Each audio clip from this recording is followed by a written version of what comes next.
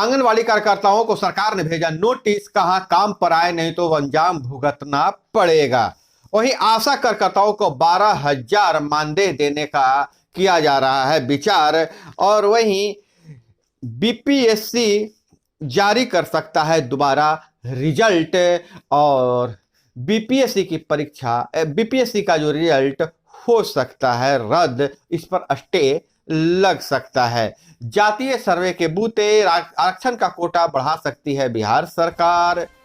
और इसी सत्र में, विधानसभा के शीत सत्र में, लग सकता है वार्ड सदस्यों को नल जल योजना का अधिकार पर मुहर। नमस्कार, मैं हूं अभय कुमार, आप देख रहे हैं अपना खास कार्यक्रम बिहार समाचार।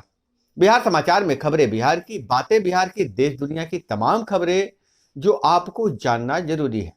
बिहार समाचार में हम खबर लेते हैं सत्ता के गलियारों से, पंचायत के गलियों से और गांव के चौपालों से, जो आपको रखता है अपडेट। आप रहते हैं आगे।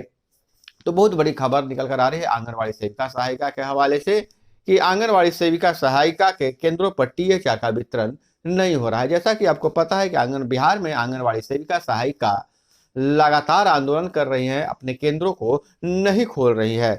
हालांकि जिसके कारण टीएचआर पर, मतलब टेक होम राशन पे ग्रहण लग गया है। जब केंद्र ही नहीं खुलेंगे तो टीएचआर कैसे मिलेगा, नहीं सेविकाओं ने इसकी उठाव किया है। वहीं सरकार ने पत्र भेजकर आंगनवाड़ी सेविकाओं को सीधे सीधे धमकी दिया है।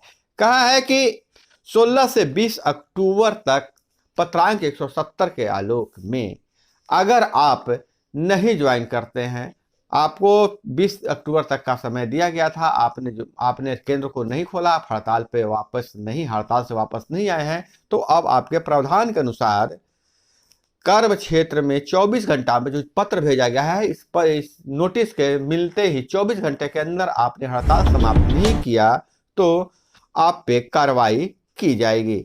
आंगनवाड़ी सेविकाओं को सीधे सीधे यह धमकी दिया है सरकार ने।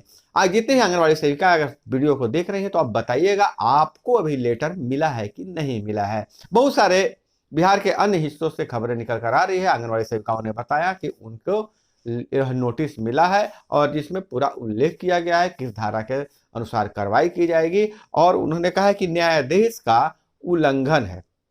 लेटर में लिखा हुआ है कि न्यायाधीश का उल्लंघन है, यानी कि कोर्ट के जजमेंट का उल्लंघन है, आप हड़ताल पर हैं। तो क्या सरकार कोर्ट के सारे अधिकारों को, सारे जो आदेश है उसको मानती है? यह चर्चा का भी विषय बना हुआ है। और इधर एक तरफ आंगनवाड़ी सेविकाओं को धमकी मिल रही है तो दूसरी तरफ अन्य राज्यों से जो खबर आ रही है कि आंगनवाड़ी सेविकाओं को 1500 रुपये अतिरिक्त राशि दी गई है। उत्तर प्रदेश से खबर आ रही है, उत्तर प्रदेश सरकार ने आंगनवाड़ी सेविकाओं के खाते में 1500 रुपये अतिरिक्त राशि भेजा है। हालांकि हड़ताल के बाद आंगनवाड़ी सेविकाओं के खाते में जो 1500 राशि आई है वो कहा जा रहा है कि वह दिवाली भत्ता के रूप में भेजा गया है। हालांकि उत्तर प्रदेश सरकार इसके लिए अलग से बजट का प्रावधान किया है। और इधर बीपीएससी का जो रिजल्ट जारी किया गया है उस पर स्टे लग सकता है, क्योंकि आज सुप्रीम कोर्ट ने बीएड अभ्यर्थियों के रीट याचिका को स्वीकार कर लिया है। रीट याचिका स्वीकार होने का मतलब ही है कि इस पे स्टे लग सकता है। स्टे लगा है, जो खबर निकल कर आ रही है, वरिष्ठ वकील जो बता रहे हैं कि याचिका स्वीकार होते ही समझिए कि स्टे लग गया है। देखिए आगे क्या होता है, इस पर हम नजर बनाए हुए हैं। वहीं दूसरी तरफ बीपीएससी जारी कर सकता है, दोबारा रिजल्ट जारी कर सकता है, क्योंकि इस रिजल्ट में कई त्रुटियां हैं, कई खामियां हैं, तो रिजल्ट दोबारा जारी कर सकता है, इसी खबर निकल कर आ रही है। वहीं दूसरी तरफ जो बीपीएससी के क्वालिफाइड स्टूडेंट हैं, क्वालिफाइड जो अभ्यर्थी हैं, उन्होंने भी पटना हाईकोर्ट में याचिका दायर किया है। स्वीकार हुई है कि नहीं स्वीकार हुई है यह अभी पता नहीं चला है। जैसे ही पता चलेगा आपको हम जरूर बताएंगे। और इधर अगर बात करें तो जातीय सर्वे के बूते आरक्षण का कोटा 50% से बढ़ाने का कार्ड खेल सकती है बिहार सरकार। इंडिया और एनडीए खुद को आरक्षण का रहनुमा बताते हुए एक दूसरे को आरक्षण विरोधी साबित करने पर तुले हुए हैं। विधानमंडल के शीत सत्र में इसका प्रस्ताव पारित हो सकता है। 2023 का जातीय सर्वे सबसे ज्यादा पिछले 36.01% है। मुख्यमंत्री की नजर इन वोटों पर है जिसके कारण 50% का दायरा बढ़ा सकता है, लेकिन राह उतनी आसान भी नहीं है। लेकिन कई राज्य जो हैं सो आरक्षण का कोटा बढ़ाने का प्रस्ताव पारित कर चुके हैं, प्रस्ताव दिए हैं, और लेकिन राजनीतिक बहस और सामाजिक राजनीतिक ध्रुवीकरण की गुंजाइश बढ़ जा रही है। लेकिन चुनौतियां बहुत है कि अदालतों में खारिज होती रही आरक्षण के सीलिंग पर की गई अपील भी अदालतों में खारिज होते रही है। और बहुत बड़ी खबर आ रही है, जो शिक्षक हैं, शिक्षकों के लिए स्कूल के पास ही शिक्षक रहेंगे, शिक्षा विभाग ही उपलब्ध कराएगा मकान। गांव कस्बों में शिक्षकों को भत्ता के बदले वहीं रहने की व्यवस्था देगी सरकार। शिक्षा विभाग की ओर से 2 तरह के मॉडल तैयार किए गए हैं। शिक्षकों के रहने की व्यवस्था को लेकर शिक्षा विभाग की ओर से 2 तरह का मॉडल पर विचार किया जा रहा है। मकान या मकान के मालिकों को बहुमंजिला इमारत के मालिकों से प्रस्ताव मांगा गया है, जो पहले से ही बना हुआ है, इसे शिक्षा विभाग लीज पर लेगा। दूसरा प्रस्ताव यह है कि रियल एस्टेट कंपनी और अन्य फर्मों से प्रस्ताव मांगा गया है कि वह जिला मुख्यालय, अनुमंडल मुख्यालय या प्रखंड मुख्यालय पर ऐसी बहुमंजिली इमारतें बनाए जहां केवल विभाग के शिक्षकों के रहने की व्यवस्था हो। शिक्षा विभाग उन्हें लीज पर लेगा। यह खबर कल से चल रही थी, लेकिन इस पर मुहर लग गया है। अब हम आपको बता दें कि जो बजट की व्यवस्था होगी, जो शिक्षकों को होम अलाउंस मिलता है, उसी पैसे से 2500 करोड़ रुपए जो मिलते हैं, उसी पैसे से लीज पर लिया जाएगा यह भवन। और तर्क यह दिया जा रहा है कि ताकि शिक्षक स्कूल के पास ही रहे। और वहीं कल तक बाकी बचे बीपीएससी शिक्षक अभ्यर्थी करा सकते हैं काउंसलिंग। शिक्षा विभाग के द्वारा बीपीएससी शिक्षक अभ्यर्थियों की काउंसलिंग की अंतिम तिथि 31 अक्टूबर 7 बजे तक निर्धारित की गई है। 31 अक्टूबर के बाद किसी भी अभ्यर्थी की काउंसलिंग नहीं ली जाएगी। बीपीएससी शिक्षक अभ्यर्थियों के रिजल्ट प्रकाशित होने के बाद 18 अक्टूबर से 24 अक्टूबर तक काउंसलिंग का समय निर्धारित किया गया था। उसके बाद भी लोग बचे हुए थे, उसके लिए समय बढ़ाया गया है। और इधर आशा कार्यकर्ताओं को लेकर, आशा कर्मियों को लेकर बहुत बड़ी खबर है।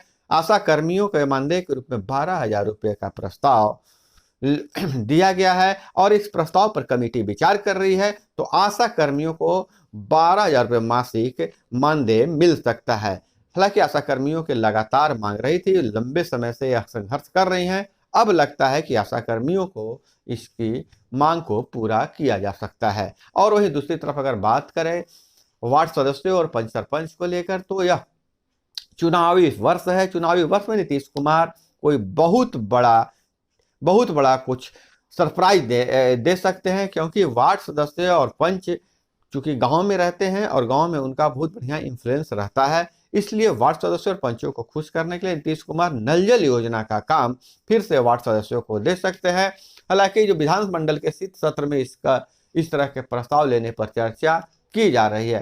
हालांकि वार्ड सदस्य लगातार अपनी 9 सूत्री मांगों को लेकर डटे हुए हैं। 9 सूत्री मांगों पर चर्चा हो कि नहीं होगी, लेकिन अंदर खाने से यह बात निकल कर आ रही है कि बिहार सरकार वार्ड सदस्यों को अचानक कोई बड़ा तोहफा देने वाली है। हालांकि नीतीश कुमार के मन में क्या चल रहा है यह कोई नहीं जानता है, लेकिन जो उनके विभाग में लोग हैं, जो हमारे सूत्र हैं, वह जो बता रहे हैं उस पर थोड़ी देर के लिए तो विश्वास करना ही पड़ेगा।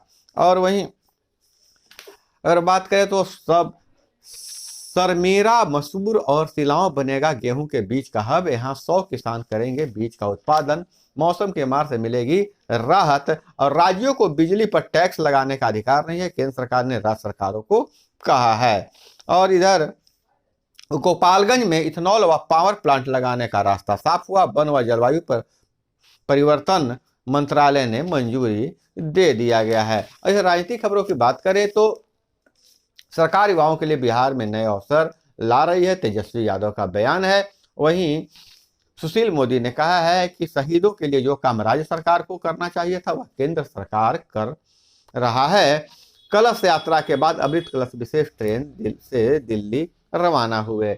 और 4-5 को वेटनरी कॉलेज ग्राउंड में 11 लाख रंगीन दीपों से अखंड भारत की छवि बनाई जाएगी। 28 को हाजीपुर में रालोजपा के स्थापना दिवस मनाया जाएगा। मंत्री सुरेंद्र यादव को बर्खास्त करे मुख्यमंत्री, सुशील मोदी ने कहा है। राज्यसभा सांसद सुशील मोदी ने कहा है कि प्रधानमंत्री बनने का सपना देखा नीतीश कुमार फूलपुर और बनारस से चुनाव लड़ने की हसरत पूरी करने के लिए पहले सुरेंद्र जैसे बाहुबली मंत्री को बर्खास्त करना चाहिए, पहले बिहार तो संभाल लें।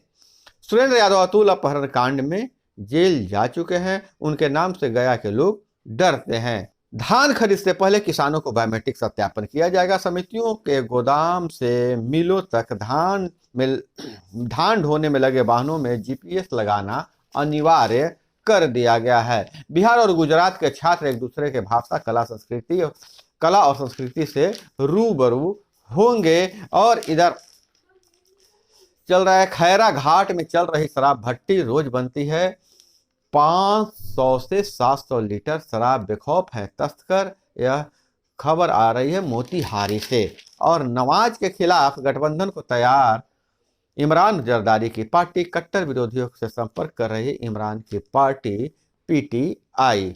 तो दोस्तों ये थी वो तमाम खबरें जिसे आपको जानना जरूरी था। इसी तरह से खबरों के लिए जुड़े रहिए हमारे साथ। चैनल पर नए हैं तो चैनल को सब्सक्राइब कर लीजिए, वीडियो पसंद आए तो लाइक जरूर कीजिएगा। अपना बहुत बहुत ख्याल रखिएगा। मिलते हैं अगले वीडियो में, तब तक के लिए दीजिए हमें इजाजत। जय हिंद, वंदे मातरम।